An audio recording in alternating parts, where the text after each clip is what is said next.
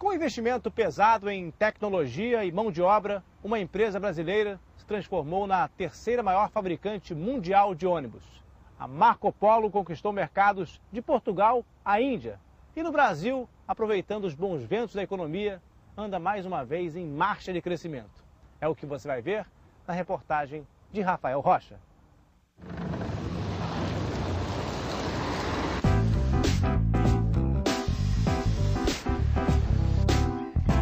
O passeio pela fábrica já é uma tradição. Seu Paulo, como é chamado pelos funcionários, tem como hábito passar pela indústria e cumprimentar os trabalhadores.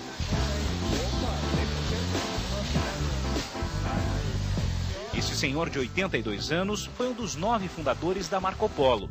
Em 6 de agosto de 1949, em Caxias do Sul, na Serra Gaúcha, começava a operar a Nicola e Companhia Limitada, uma empresa de chapeação de veículos que acabou quase por acaso virando a terceira maior fabricante de ônibus do mundo.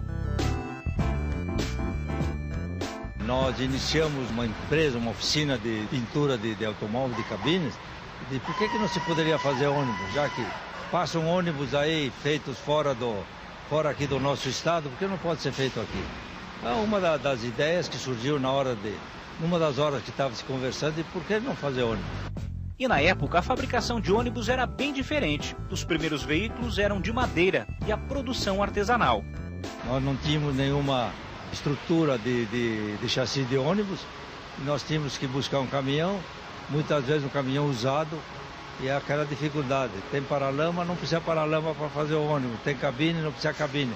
Saca fora a cabine, vai botando a nossa carroceria daquela forma bem rudimentar. E eu acho que ainda hoje nós somos uma empresa que faz as coisas acontecerem. A produção artesanal cresceu. Em 1961, os ônibus fabricados em Caxias do Sul foram rodar nas estradas uruguaias.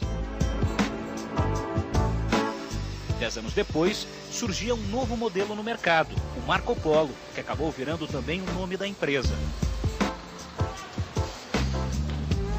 A expansão no Brasil também foi rápida. Já são 4 fábricas, 2 em Caxias do Sul, no Rio Grande do Sul, uma em Curitiba, no Paraná, e outra no Rio de Janeiro.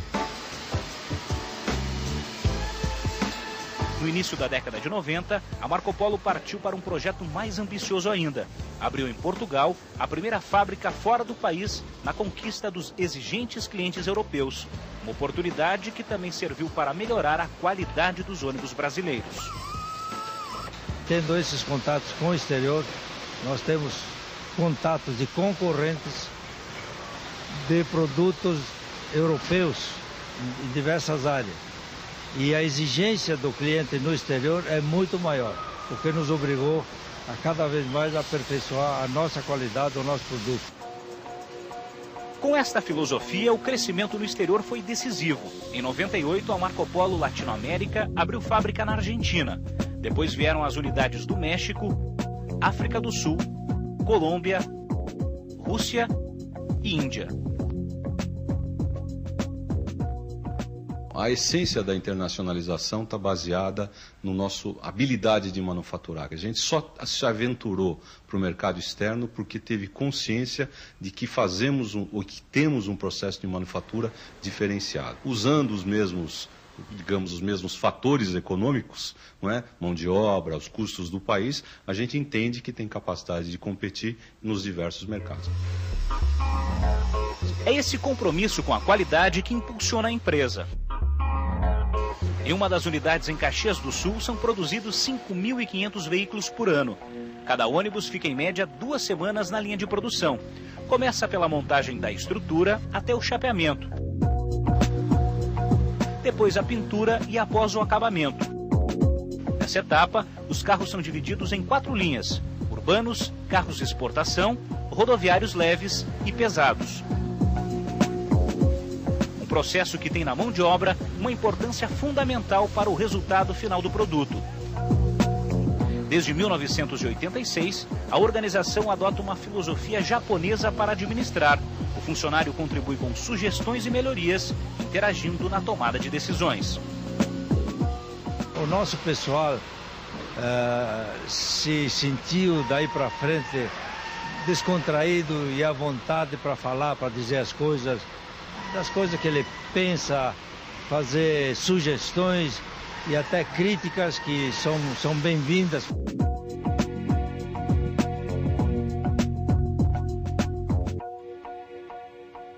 A receita líquida da Marco Polo em 2007 foi de 2 bilhões 129 milhões de reais. A empresa é a terceira maior fabricante de ônibus do mundo. No ano passado, nas 11 fábricas, foram produzidos quase 18 mil veículos, sendo que o maior crescimento foi no mercado brasileiro, com um aumento de 32%. Atualmente, é a maior fabricante do país, com 41% de participação. As estimativas para este ano são ainda mais otimistas. A produção de ônibus deve crescer 16% e atingir 21 mil unidades, o que garante um aumento no faturamento de 300 milhões de reais. O mercado brasileiro em forte crescimento, muito comprador. O mercado externo, de forma geral, também comprador. Ou seja, as demandas estão fortes na região Latinoamérica e na maioria das fábricas onde a Marco Polo está colocada. Em setembro, começa a operar a maior fábrica de ônibus do mundo. É a segunda unidade da Marco Polo na Índia, com capacidade para produzir 21 mil carros por ano. O nosso objetivo não é entrar numa guerra miúda em todos os lugares, mas encontrar os maiores mercados nos quais a nossa competitividade de inteligência industrial faça sentido. Então a Marco Polo se instalou e os últimos dois projetos são o projeto de Rússia e o projeto de Índia, que estão em fase de maturação. A nossa fábrica na Índia, especificamente a fábrica de Dharwad, será a maior fábrica de ônibus do mundo em quantidade de unidades produzidas, num dos maiores países do mundo, portanto faz todo sentido. Outro diferencial da indústria é produzir ônibus de acordo com o gosto do cliente, tarefa que os 12.500 funcionários cumprem à risca. O top de linha é este modelo Paradiso, o primeiro ônibus de 2 andares fabricado no Brasil. A parte inferior pode ser personalizada. Esta, por exemplo, é composta por uma sala de jogos. Este luxo e conforto chega a custar R$ 800 mil.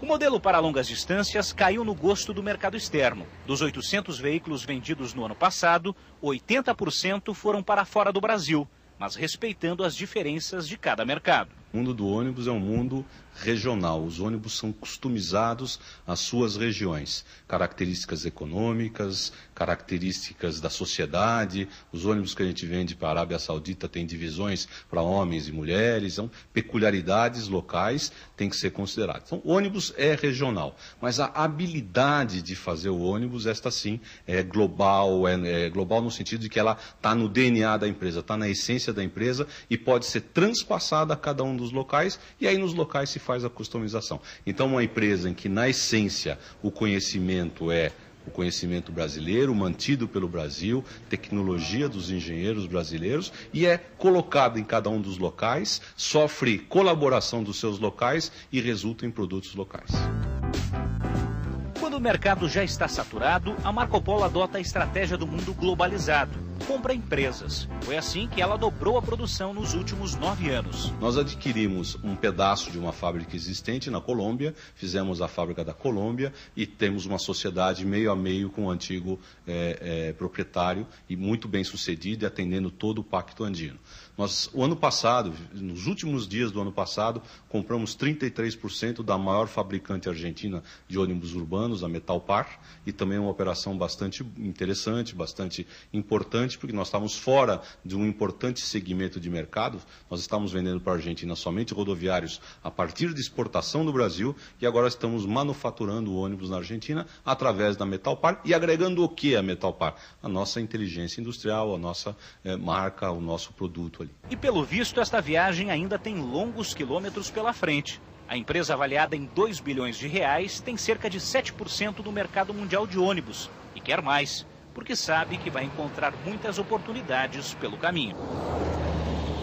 A grande maioria dessas oportunidades está na Ásia, pela dimensão da população que lá reside, algumas oportunidades no Oriente Médio, na própria África e no próprio Norte América.